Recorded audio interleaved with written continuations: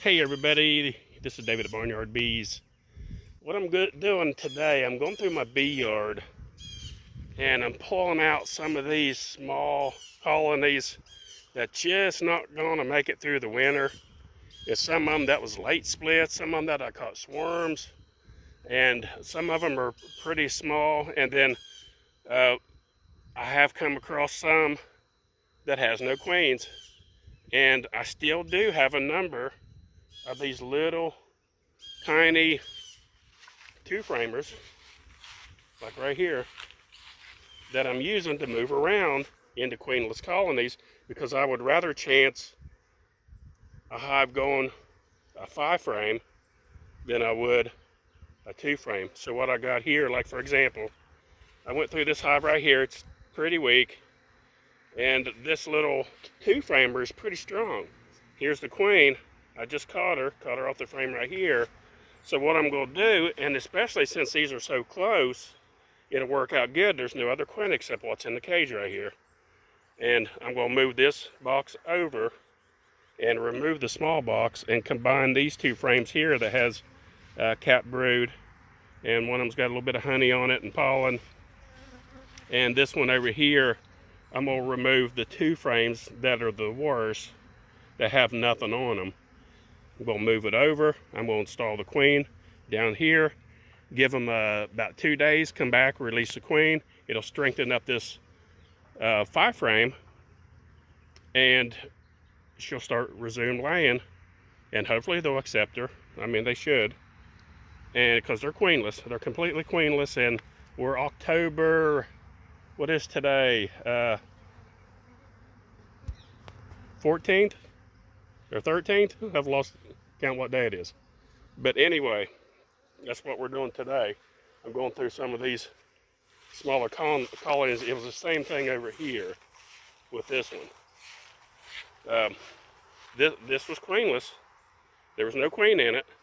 So I brought the queen. This was a nuke that wasn't real strong. It was it'd been a later split. And I caught the queen there, and I've already got her in there in the 10 frame. And I just brought over the bees, and some of them will try to go back. I have another hive over there that it's just a little bit of switcheroo, trying to build up the strength, trying to get these smaller colonies that are real tiny, combine them with others.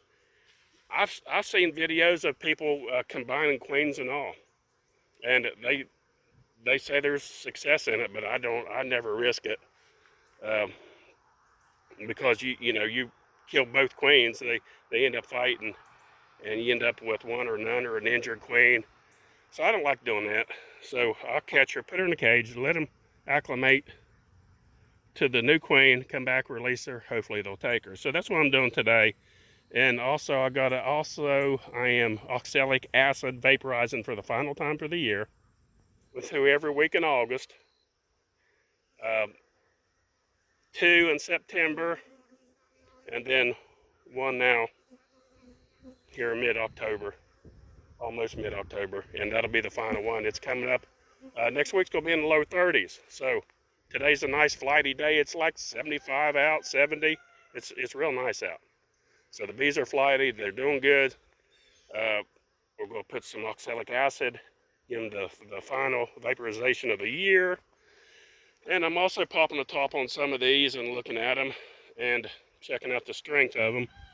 And some of them are pretty strong. That little 8 frame right there is really strong. That double deep is really strong. The ones down on this row are really strong. So we got a lot of bees here, and just the very few that we have that are weak, I'm moving them around and trying to get where they can have a chance to build up something before winter.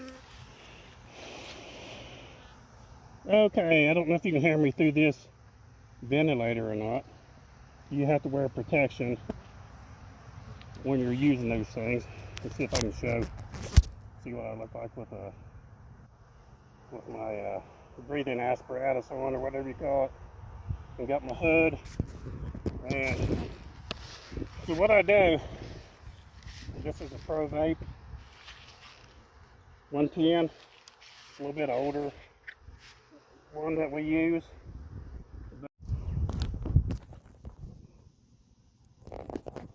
Okay, so what I do, I just take my old rag, cover up the majority of it just like that, and then that way most of the vapor can escape and holds the bees in there. This is hard to do one-handed, but what I do, I come over here on another hive, and I have to lay the camera down just for a minute. So what I do, I got my oxalic acid.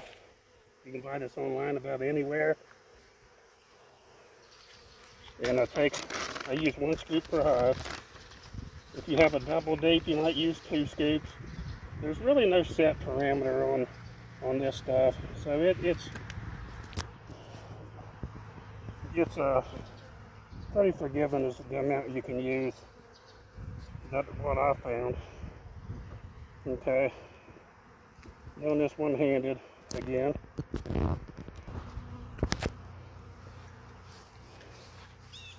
So I keep it held like this because inside the cap there is my acid. And what I do, I just flip it over and put it right in there, and you'll see it start vaporizing. You can see a little bit coming out around the towel there a little bit. Majority of it's going in. Very, very important to have one of these masks because this stuff will choke you so bad, and it can't be good for you at all. So far with wearing this thing, I've never detected a fume with this mask on. So you just give it about a minute, give it a chance to get in there good.